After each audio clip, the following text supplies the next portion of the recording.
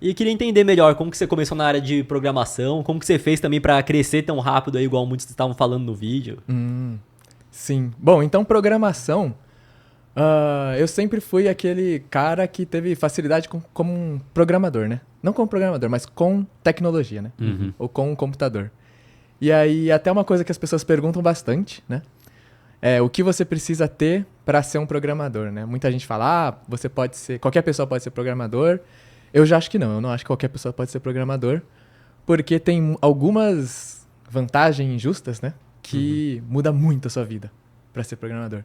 Então eu conheço muita gente que não tem tato com teclado, por exemplo, né? Não, tipo, o que eu demoro 10 segundos para fazer, a pessoa, né, demora 2 minutos, assim. E isso aí quebra você, né? E ainda mais essa Nossa. geração que tá acostumada com o celular. Isso. Nem teclado tá acostumado, Ixi, Maria. mouse, Aham. abrir um Excel, mínimo que seja. Isso, aí a pessoa não sabe o que é Ctrl-C, Ctrl-V, né?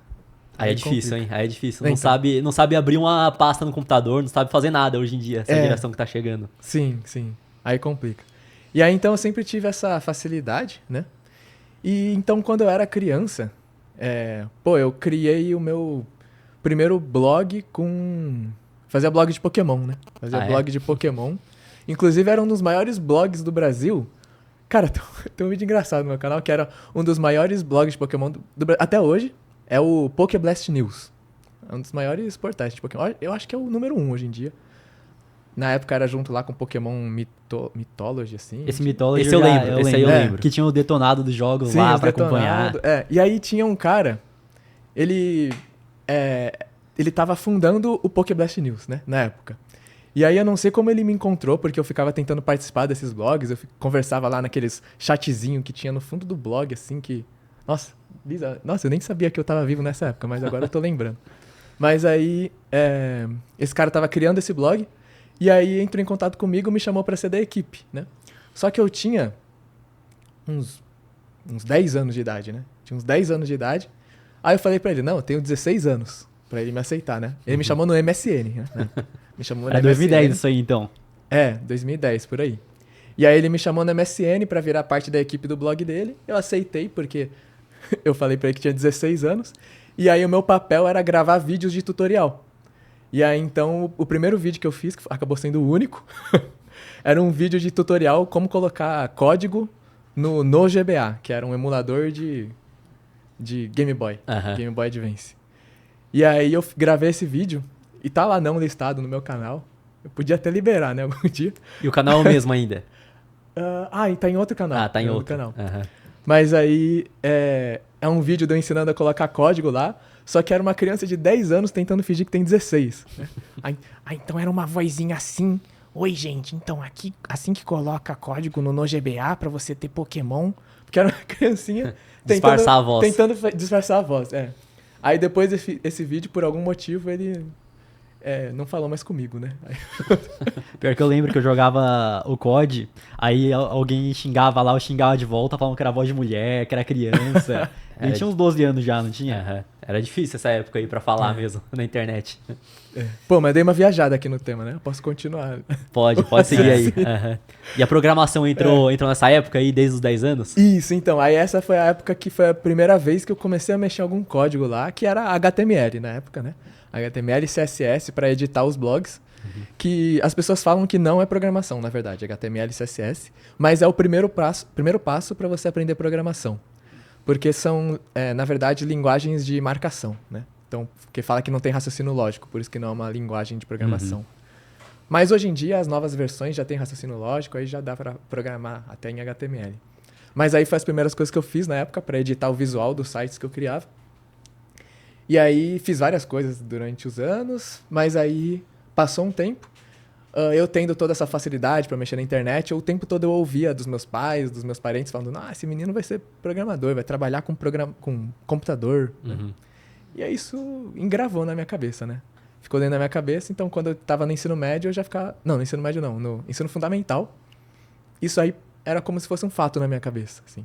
Eu acho que eu fui... criou, assim, dentro da minha cabeça esse fato, né? Que eu ia ser programador. Então, quando eu estava no fundamental, eu já comecei a pensar, onde que eu vou aprender programação, né? E aí, quando eu entrei no ensino médio, eu comecei a aprender, porque eu entrei no ensino técnico de informática. Eu quase entrei em outra escola. que não ia ter nada a ver com programação. Ainda bem que eu não passei na prova, porque aí eu entrei na escola técnica e fiz programação, e aí foi um cascateamento aí de fatos que me levou para essa carreira aí que hoje foi o que me trouxe sucesso, assim, né? Financeiro e tal. E o técnico? Você vê que te ajudou bastante na hora de programar? Você já sabia alguma coisa antes de entrar ou você aprendeu depois? Como é que foi? Então, quando eu entrei, eu não sabia nada, não. O que eu sabia era as coisas que eu brincava, assim, lá da época de blog e tal. Eu tinha facilidade, mas eu nunca tinha programado uma linha de código de verdade, em Java, Python, alguma coisa assim, nunca tinha feito. Uhum. Então foi no ensino técnico que eu aprendi mesmo. E aí as primeiras vezes que eu programei foi escrevendo no papel, né? Porque... Vocês já fizeram aula de programação e tal? Nunca. Nunca? Mas quando você vai para uma instituição mais tradicional, assim, né? Uhum. Normalmente eles pedem para você programar em folha, né? Escrever, assim. Entendi. Mas por conta de treinar o raciocínio lógico, então. Ou não? É por burrice mesmo da instituição. Não, até... É ineficiente, então não deveria nem ter isso. Não precisa disso não. Eu não acho que precisa. Entendi. Mas escolas mais antigas assim ainda faz bastante, né? E aí é meio estranho porque você tem que decorar, né? Você tem que decorar os códigos.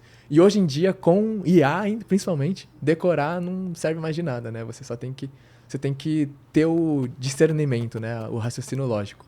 E aí, então, na época, as primeiras coisas que eu programei foi escrevendo na folha de papel e a professora ia lá e olhava se estava certo ou não.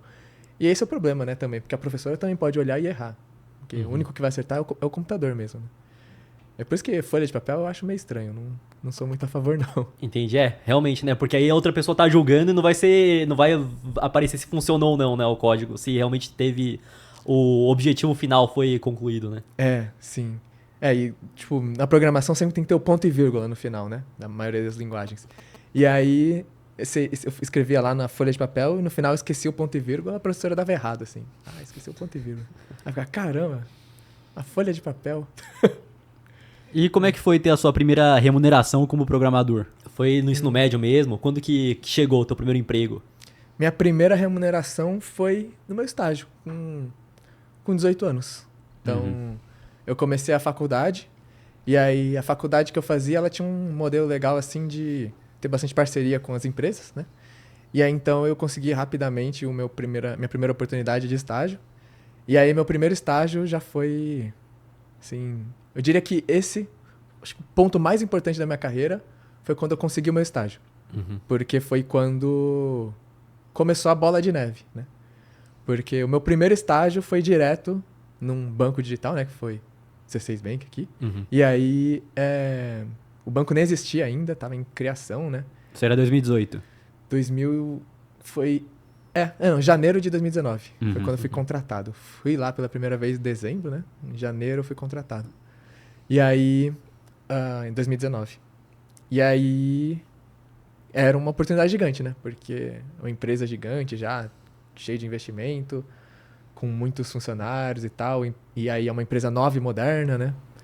Então, e aí já comecei ganhando bem. Né? Meu primeiro salário foi R$2.000, mais os benefícios que qualquer funcionário do banco tinha, né? Então, era benefício de bancário, assim, né? Era VR de R$1.000, VA de R$1.000. Lá na época era muita coisa. Assim, até 2019 hoje, né? ainda? E era estágio ainda, né? E era um estágio, né? E aí não tinha nenhum corte de imposto, né? Porque o estágio ganha bruto, tudo líquido lá, os 2K na conta. Não sabia disso não. Aí é bom mesmo, né? Você não sabia que o estagiário não tem nenhum desconto. Então, nem sei direito como funciona, mas caía os 2K lá. Entendi. Caía os 2K. E aí eu saía felizão.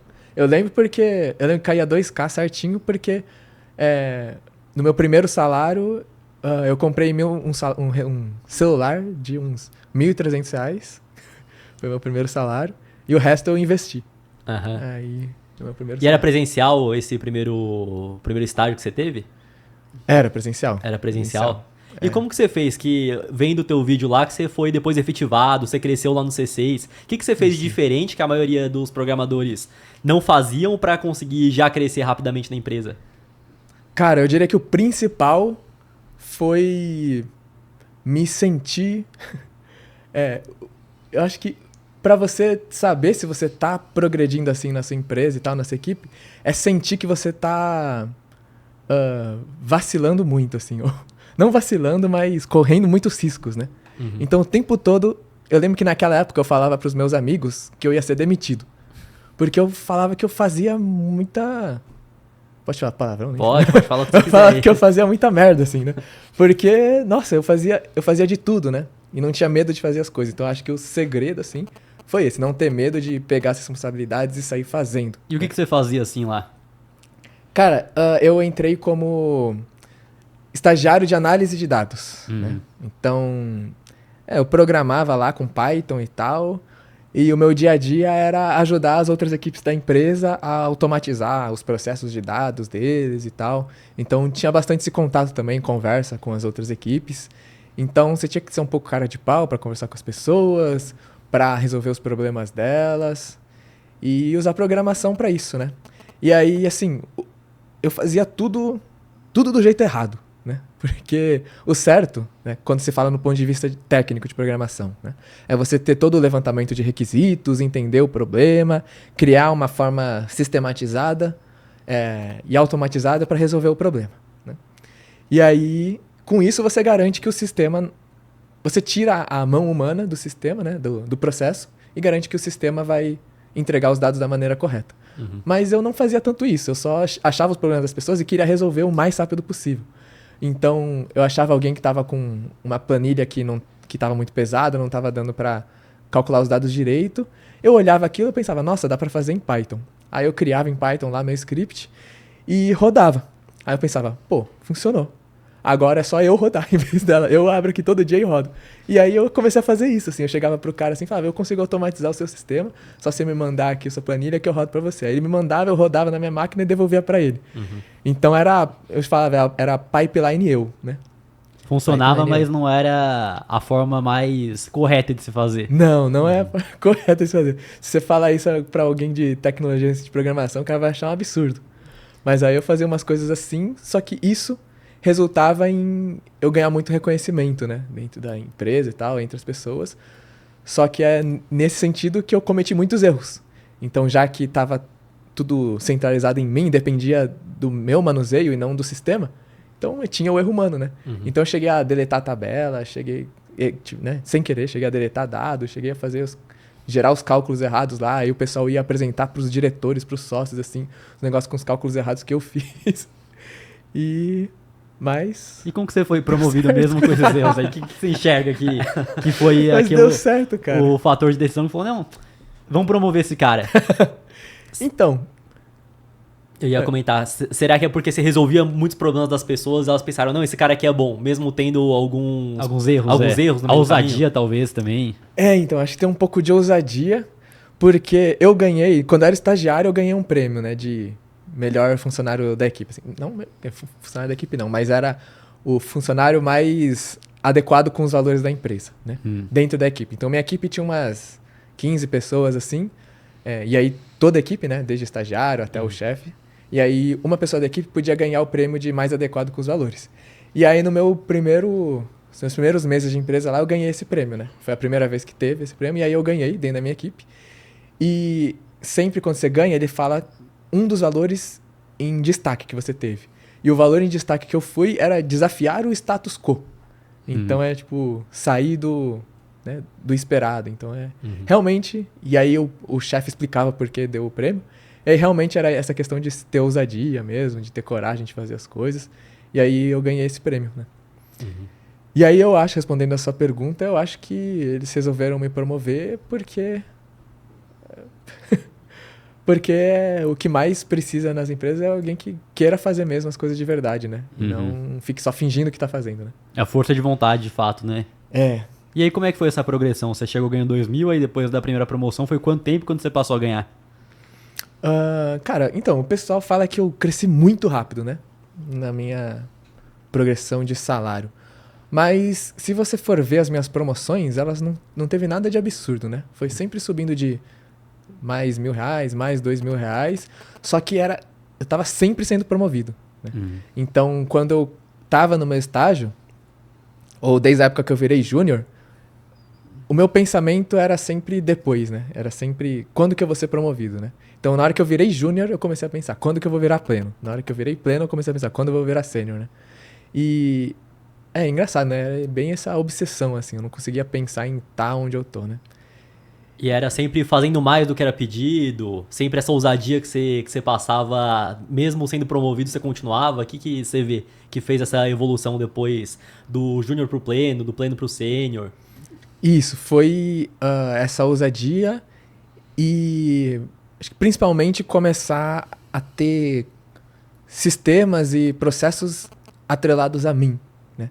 O que muita gente fala que, na verdade, para a empresa, na verdade, é uma prática ruim. Porque você atrelar tudo a você, se você sair, a empresa se ferra, né? Mas é bom para você, em um certo sentido, né? Porque faz você ficar muito reconhecido. Todo mundo, deu esse problema, esse aqui é o Yuji que resolve, chama o Yuji. Esse sistema, é o Yuji que resolve, chama o Yuji. Esse sistema é o Yuji. E aí, então, tinha muitos conhecimentos que começaram a se centralizar em mim. E aí, isso fazia dar esse reconhecimento, né? E aí, o Matheus perguntou, né? O meu salário foi subindo, né? Então, eu comecei 2.000 como estagiário, e aí fui promovido para júnior, né? Aí virou 4.000. Aí, sempre, na minha cabeça, em menos de um ano, eu tinha que ser promovido, né? Não existia passar um ano sem ser promovido. Para mim, essa era a régua, assim. Não sei de onde eu tirei isso, não foi nenhum dado, nenhuma comparação com ninguém, mas eu acho que eu sentia assim da empresa, né? Porque, era porque a empresa, uma vez por ano, ela tinha um momento que falava, vamos avaliar se as pessoas vão ser promovidas, né? Uma vez por ano. E aí, pra mim, passar por essa avaliação e não ser promovido, eu sentia que eu falhei, né? Então eu pensava, sempre que chegar esse dia, eu tenho que ser promovido. E aí foi o que aconteceu. Quando chegou esse dia, eu virei júnior, depois quando chegou de novo, eu virei pleno. Chegou de novo, quando tava chegando de novo, aí eu saí da empresa, fui demitido da empresa. Demitido, e aí virei sênior. E como que foi essa... Acho que outro ponto também, rotina de trabalho. Você ficava uma quantidade de horas muito maior que os outros programadores, ou não? Você vê que você tem um raciocínio lógico, você tem um conhecimento de programação maior que fazia você conseguir entregar mais em menos tempo, ou também o tempo ajudava lá em você trabalhar mais horas? Cara, as pessoas falam muito, né, que... Eu vejo muito nos comentários dos meus vídeos o pessoal falando que eu sou gênio, né? Que eu acho a maior absurdo assim, dos comentários. Mas o pessoal falando que é puramente muito talento, ou essas coisas assim, né? Que o cara nasceu com a bunda virada pra lua, assim, né? Mas pra mim realmente é horas dedicadas mesmo. Então eu lembro nessa época a época que eu mais ralei na programação foi na minha época de estágio. Então na minha época de estágio, eu lembro que eu pensava que 100% das minhas horas do dia eu tinha que estar aprendendo programação. Então, menos quando eu tava dormindo, né? Mas se desse pra sonhar que eu tava programando, provavelmente eu tava sonhando que eu tava programando nessa época. Porque eu tava obcecado, né? Mas aí eu acordava de manhã e eu já colocava, por exemplo, um podcast falando de programação no meu ouvido, né? Colocava um podcast, aí eu comia assistindo coisas de programação, e aí tinha o meu horário de trabalho, o horário da faculdade, porque na época eu tava trabalhando e fazendo estágio, né? Então... Durante o dia era faculdade, durante o dia era o trabalho, e aí das 3 da tarde até umas 9h40 da noite, eu lembro que tinha esse horário, era a faculdade. Então, e a faculdade era bem longa, né? O cargo horário. Caramba, achei bem extenso mesmo. 4 às 9h40, assim. E aí eu ficava o dia inteiro, então, nisso aí. Só que eu não sei como eu não dava burnout na cabeça. Na verdade, a minha mãe falava que eu tava maluco, eu parecia um zumbi. Sempre que eu chegava em casa, ela falava que eu parecia um zumbi. Tanto que, recentemente, eu também tava numa época bem estressada, assim, com bastante coisa, né? Tipo, bem um burnout mesmo, assim. E aí, a minha mãe chegou pra mim, assim, ano passado, e falou, a última vez que eu te vi assim foi na época que você fazia estágio, lá em 2019, né? Que você tá parecendo um zumbi, né? Que é o dia inteiro pensando as coisas, e quando você encontra sua família, você tá assim, ó. Né? Parecendo um zumbi Acabou a energia vegetando, Mas aí, nessa época de estágio, foi isso que eu fiz, né? Eu dedicava 24 horas, e aí eu tava no horário... E era, assim... E também era dedicando todo o tempo e paralelizando, assim, né? Então, enquanto eu tava fazendo a coisa da faculdade, eu tava tentando resolver um problema do trabalho. Juntava os dois o tempo todo. E aí eu ficava até mais tarde no trabalho, escondido também, porque eu não podia, porque era estagiário, mas eu ficava lá. eu saía da minha mesa, entrava numa salinha lá, um puffzinho, e ficava programando sozinho. E aí a minha equipe me encontrava lá, me dava bronca porque eu tava na empresa ainda. Agora tá explicado porque foi promovido Agora também, tá né? explicado, Então não tem somente essa questão de aquele é fora da curva, é horas de trabalho e é horas de estudo também pra chegar lá, né? É horas, cara, não tem jeito, velho. E aí, então, nessa época pra mim era... Eu fazia isso, não sei, eu nem não precisava de motivação, né? Só fazia. Mas E era aí- algo prazeroso pra você naquela época, evoluir na programação? Ou Era- tinha outro objetivo? Eu quero ser promovido, então esse aqui é o preço que eu tenho que pagar. Ou era, eu gosto disso daqui, eu quero me desenvolver nisso, então eu vou fazer. Ou um pouco dos dois também. Não, era puramente pela promoção. Ah, é? Era porque eu queria ascender profissionalmente. Tanto que eu tive muita sensação de quando eu cheguei no meu maior objetivo profissional, que era trabalhar pro exterior, eu tive a sensação do bati numa parede, assim, não sei mais pra onde ir, né? Porque o meu salário podia continuar crescendo, mas eu cheguei nesse objetivo e aí programar meio que perdeu muito do brilho pra mim.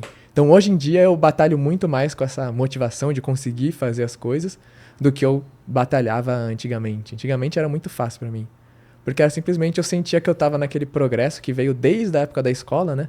Progresso acadêmico, profissional, assim, eu só tava seguindo a receita, né? Seguindo e só ia indo. Aí agora que eu me desamarrei das amarras da CLT, né? Aí agora é algo muito mais complexo, mais difícil de entender pra onde eu quero ir, né? E ainda no C6, o que aconteceu? Você saiu de lá, ganhando quanto, e você foi para onde depois? Só pra Cara, gente fazer essa progressão É, toda até o momento atual aí. lá do C6 eu entrei como estagiário, virei júnior, virei pleno, né? Rapidinho, né? Em pouco tempo eu fiz essas promoções, né? De júnior para júnior, depois para pleno. E aí, ainda sendo pleno, eu ainda estava na área de dados, né? Que é diferente de puramente programação. Eu era analista de dados ainda, engenheiro de dados, na verdade, como pleno. E aí eu mudei para ser desenvolvedor, né? Que aí é realmente programar. Dentro da empresa, eu fiz essa transição lateral, assim. Continuei sendo pleno. Então, eu virei programador pleno. E aí teve layoff, né? Aí entrou a época dos layoffs, que foi lá por 2021, né? Por aí. E aí as empresas estavam demitindo em massa, os C6, do nada, um dia eu tava lá trabalhando de boa, felizão, do nada vem marcou lá na agenda, né? 15 minutos de agenda lá.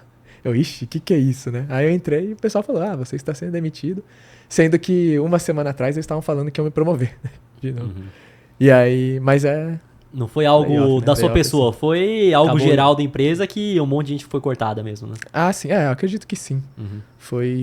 Demitiu lá 200, 300 pessoas de uma vez, né? Aí eu saí nisso aí, fui demitido. Nessa época eu tava como pleno ganhando uns 7.500 por aí. E aí eu fui demitido. No dia que eu fui demitido, o cara na minha equipe lá tinha uns 5 programadores. Desses 5 ficaram só 2, né? 3 foram demitidos lá da minha equipe. E aí desses 2 que ficaram, um deles falou, eu conheço um pessoal do Grupo Boticário e eu vou te indicar. Aí ele me indicou lá pro Grupo Boticário. E aí uma semana depois eu já estava contratado de novo, né? Por causa dessa indicação. Tem gente que quer aproveitar o seguro-desemprego, não tem nem tempo de aproveitar nem esse tempo, seguro, né? Mas aí eu saí, tava ganhando 7.000, 8.000 mais ou menos como programador pleno. Nesse novo cargo no Boticário eu entrei como sênior.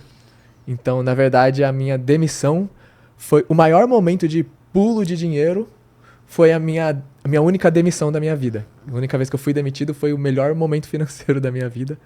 Assim, porque eu ganhei, na época eu ganhava 7.000 de salário, mas do nada eu ganhei lá uns 60k de rescisão, assim, né? Somando tudo. Aí do nada caiu, 60k na minha conta, porque eu fui demitido sem ter justa causa, né? Caiu 60k. Fui promovido de pleno para sênior depois de uma semana, porque eu consegui o emprego no Grupo Boticário, que era uma empresa muito maior e com ótima cultura assim, de empresa e tal. Consegui aquele emprego, virando sênior e ganhando, na época, 10.000. E aí ganhei mais um dígito no meu salário, né? Aí foi bom mesmo. E foi a indicação que te ajudou bastante, então, nisso daí. Que o cara já sabia Foi. que tu era um cara bom e já tinha o contato lá, e então já foi mais simples aí por conta da indicação. E óbvio que essa indicação foi por conta da tua competência antes, né? Isso, sim. Essa indicação aí foi muito importante. Cara, indicação é o hack aí, né? É o maior hack da CLT, a indicação. E, na verdade, eu tava ganhando 7.000 nessa época. Só que, cara, mais de um ano antes, uns 2 anos antes, tipo, quando eu tinha acabado de virar júnior, eu fui indicado para trabalhar no Carrefour. Né? Na época eu tava ganhando 4 mil de salário, né? Então eu tinha acabado de virar júnior, eu tava ganhando 4 mil. Eu fui indicado para trabalhar como pleno ganhando 8 mil no Carrefour. Cara, eu era um novinho, assim, ainda não fazia nada. E por causa disso, né? Indicação de um cara que entrou no C6, me achou muito bom e quis me indicar pro Carrefour. Só que eu recusei. Eu recebi lá o contrato, tudo pronto, eu fiz entrevista, recebi o contrato para trabalhar ganhando 8 mil reais, ia ter 100% de aumento, né? Eu recusei por medo, assim. Eu pensei, Mas por quê? Você não queria encarar um novo desafio? Você já viu uma perspectiva maior de crescimento lá no próprio C6? Cara, não vi uma perspectiva maior. Foi puramente medo, assim. Eu tinha acabado de ser efetivado, né? Acabado de deixar de ser estagiário e eu ganhei essa proposta de ganhar 8 mil, cara. Era muita coisa, né? Naquela época, pra quem era estagiário. E aí eu achava que eu ia entrar e não ia dar conta. Né? Entendi. Mas hoje em dia, eu considero que foi um erro não ter aceitado essa proposta. Entendi. Você achou que era muita responsabilidade, você não estava preparado, então. Eu achava. Mas aí, hoje em dia, eu acredito que... Até uma frase que eu falo, às vezes, lá nos meus vídeos, que né, nesse mundo, assim, de CLT, você mesmo sempre tem que ser a pessoa que mais acredita em você, né? Então, se alguém tá acreditando em você, acredite mais do que essa pessoa, né? Porque foi isso que aconteceu comigo. Tinha um cara acreditando em mim, achando que eu podia já ganhar 8 mil. Só que eu falei, não posso. É um absurdo, né? Não posso ganhar tudo isso, eu quero ganhar menos. E aí eu fiquei ganhando menos mesmo. Aí só depois de alguns anos eu fui chegar nesse salário. Que eu poderia ter chego. Porque se tem outra pessoa de fora já acreditando, é porque acredito que você já teria essa capacidade mesmo, né? Então só faltava você mesmo acreditar em si mesmo, né? E você tem que acreditar mais do que essa pessoa, né? Faz sentido mesmo. Isso parece CLT. Pra tudo, né? Meio motivacional, né? Esse papo, mas... Mas faz sentido mesmo, mas né? É isso aí. Quem tem que acreditar mais é você mesmo, com certeza. E depois se vira, né? E aí depois do Boticário, quanto tempo você ficou lá? O que você teve de experiência e qual que foi o próximo ali? Então, eu fiquei uns 4 anos e meio no C6. Aí depois fiquei uns 2 anos no Boticário, trabalhando lá como sênior e tal. Foi uma das minhas experiências favoritas, assim, de empresa e tal. CLT, Boticário, foi muito legal, cara. E aí eu trabalhei lá por uns 2 anos. E aí, nessa época, mais ou menos, começou o meu sonho de trabalhar pro exterior, né? Foi quando começou a virar hype isso na internet também, quando começou a aparecer várias empresas falando, trabalhe pro exterior e ganhe em dólar, né? E o teu objetivo era trabalhar remoto mesmo? Ou se mudar também? Era trabalhar remoto. Porque desde que começou a pandemia, eu nunca mais fui para um escritório. Desde 2020, nunca mais pisei em um escritório. E aí, então, eu tava assim, trabalhando remoto. E aí, começou, né? Esse papo, assim, de, trabalho pro exterior. E aí, na época, eu comecei a comprar alguns cursos, alguns, assim, né? Ver alguns vídeos na internet, assim, sobre como conseguir me preparar para um processo seletivo da gringa, né? E aí foi quando eu comecei a procurar oportunidades, e aí, procurando oportunidade pro exterior, eu consegui, na verdade, outra no Brasil, que aí foi pro iFood.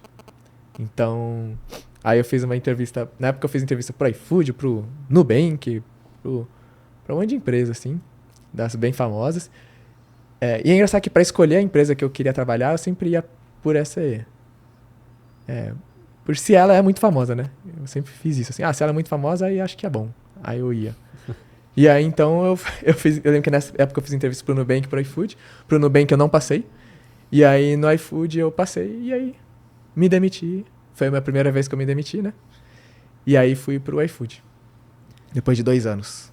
E essa experiência no iFood foi bacana? Era o que você esperava? iFood também, foi bem bacana. Era o que eu esperava também. No Grupo Boticário, assim, aí falando um pouco, né? No C6 Bank eu trabalhava na área de investimentos. Depois, só que sempre programando, né? Porque é sempre isso, né? Você programa dentro de alguma área, né? Então, no C6 eu programava na área de investimentos. Aí, no iFood, no Grupo Boticário, eu programava na área de logística, então entrega dos pedidos, lá do Boticário. E no iFood eu entrei nessa área também, de logística. Então, por causa dessa minha experiência em programação e logística, eu consegui esse emprego no iFood. E aí foi muito bom também. E aí no iFood eu fiquei menos tempo, fiquei acho que menos de 1 ano. Porque era nessa época que eu tava procurando a vaga pro exterior, né? E aí, enquanto eu não achava essa vaga pro exterior, eu fui e entrei no iFood. Só que depois de alguns meses eu encontrei a vaga pro exterior e aí eu fui. E como é que foi? Tem um processo diferente pra conseguir a vaga no exterior? Tem que ter algumas habilidades a mais que você não precisa no Brasil? Além do inglês, né? Que é o inglês, acho que é óbvio. É. Cara, quanto mais passa o tempo, mais parecido tá ficando, mas é bem diferente. Processo seletivo no Brasil e processo seletivo fora do Brasil, né? Das vagas de programação. Fora do Brasil tem muito... eles pedem muito para você resolver testes lógicos, tipo, fazer um teste na frente da pessoa mesmo, resolver lá, né, o algoritmo. E aí, isso é uma coisa que não pedem muito no Brasil. Só que é o conhecimento mais difícil. Tanto que o pessoal fala que processo seletivo para programador fora do Brasil, ou para os Estados Unidos, né, principalmente, é um vestibular, é um Enem, assim, porque você tem que aprender umas coisas que você praticamente só vai usar para passar no processo seletivo, você não vai usar no dia a dia, assim. E aí, então, você tem que aprender essas coisas que não são muito valorizadas aqui no Brasil, esses raciocínios, testes de raciocínio lógico. E aí, então, você tem que aprender muito disso. Muito disso e a régua eu sinto que é mais alta também. Depende da empresa, né? Depende da empresa. Mas acho que a régua ser mais alta faz sentido porque vão ter pessoas, muitas vezes, do mundo todo concorrendo por essa vaga, né? No Brasil, não vai ter o gringo querendo ganhar em real, né? Sim. Agora, qualquer outro país que a moeda é mais fraca vão buscar também um emprego fora pra ganhar em dólar, né? Sim. Aqui no Brasil, eu tinha essa sensação de muito mais facilidade aqui no Brasil. Eu sentia que eu tava dentro de casa, né? Era fácil ficar transitando, né, entre as empresas aqui no Brasil. Aí quando você sai do Brasil é uma selva nova, assim. Você entra na natureza selvagem. Né? E você foi trabalhar onde e como é que é? Você gastar em real, morar no Brasil e ganhar em dólar? Então, eu consegui, né, finalmente trabalhar na empresa do exterior, mas era sabor exterior, né? Porque eu... Era sabor exterior, porque... a empresa, no ano que ela me contratou, ela abriu sede aqui no Brasil para pagar em real, né? Então, eu ganhava em real, né? Ganhava 18 mil em real, só que o salário era no nível europeu lá, né? Porque a empresa da Europa é a Revolut, né? A empresa da Europa, então, o salário era muito mais alto. Então, eu, como júnior, eu fiz essa transição maluca, né? Eu saí de um cargo de sênior para virar júnior em outra empresa. Saindo do iFood e indo pra Revolut. Só que o meu salário foi de 13 mil pra 18 mil. Saindo de sênior pra júnior. Né? E o sênior na Revolut ia ganhar quanto, então? Então, eu fiz o teste pra virar pleno. Na verdade, eu fui num meetup que eles fizeram aqui em São Paulo, da Revolut. E aí eles estavam divulgando a oportunidade como sênior. Pra entrar na empresa como sênior. E aí o salário de sênior eu não sei quanto ia ser. Mas eu cheguei assim e falei, eu quero participar do processo seletivo, né? E aí eles me concederam a entrevista, eu fiz a entrevista. Só que eles falaram, a gente analisou o seu tempo de experiência e tal, e a gente quer você como pleno, né? Que é o mediano, né? Então a vaga era pro avançado, que é o sênior, mas eu fui lá para virar pleno, que é o mediano.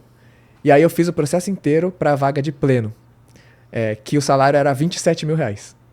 Então eu fiz o processo inteiro para esse salário de 27 mil reais. E não passei. No final, eu fiquei 2 meses fazendo entrevista de emprego, um monte de entrevista, umas 6 etapas lá. E no final não passei. Aí fiquei triste lá, eu tava... Na época eu tava lá no Canadá, eu lembro, fazendo entrevista lá no Canadá. Até aquele negócio, né? Tô triste, mas tô no Canadá, né? Aí eu tava lá, não passei. Aí algumas semanas depois eles me ligaram e falaram que me contratariam como júnior, se eu aceitasse. Só que o salário, ao invés de 27 mil, ia ser 18 mil. Aí eu, só isso, né? Tá bom, né? Mas dentro de mim eu tava, caramba, vou ganhar 18 mil. Porque na época eu achava muita coisa. E aí... Pra ver a diferença, né? Você era sênior aqui no Brasil, não ganhava o que o júnior de fora estava ganhando, né? Sim. E ganhar 18 mil como júnior ainda é pouco. Lá fora? Lá fora. Bem pouco, na verdade.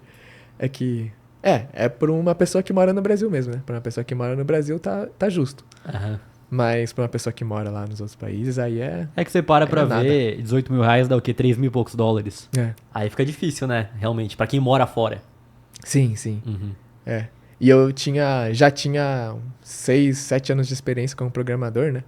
Aí eles dando o salário mínimo do mínimo, assim, pra mim, né? Então tava ótimo pra eles, né? Realmente, né?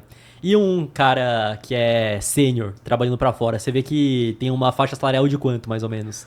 Bom, um cara que pegar mesmo um cargo de sênior em dólar, ele é a partir aí de, no mínimo, assim, é uns 25 mil, assim, reais. 25 reais. Até uns...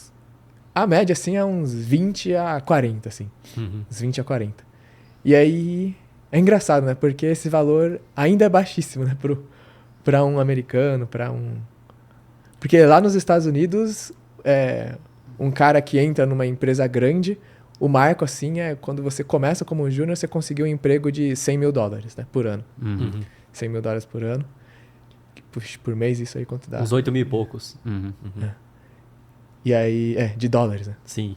Você vê que Isso é no começo. Você vê que tem empresas de fora que sabem, por exemplo, que a nossa moeda é fraca e por ser brasileiro vai acabar oferecendo vagas já pagando menos? Você acha que tem algumas empresas que se ligaram nisso? Ah, sim, não. As empresas já estão cansadas de saber disso, na verdade. É o que eles mais fazem, né? E eles contratam brasileiro, indiano. Contratam muito indiano. Então a gente tem que competir com os indianos também. Entendi. E com o resto da América Latina. Então o pessoal lá dos Estados Unidos ganhando 300, 400 mil dólares por ano em uma vaga. E aí o brasileiro, o indiano e os latino-americanos concorrendo pela mesma vaga, que lá eles pagam 400 mil dólares por ano para ganhar 40 mil dólares por ano a gente, né? Entendi. E a gente ainda sai feliz. Então já tem muito disso mesmo. Eu tava pensando, pra empresa faria sentido, né? Pensar dessa forma. Eu tava vendo até, acho que era fast food que estavam contratando indiano pra ficar no tablet lá como se fosse atendente, só que remoto. Sim. E para você que quer comprar criptomoedas ou investir no exterior, a parceira aqui do podcast é a Quantifury, corretora internacional 100% taxa zero. E fazendo seu primeiro investimento equivalente a 50 dólares, você ainda ganha uma recompensa em Bitcoin. É só escanear o QR Code que tá aqui na tela ou clicar no link da descrição.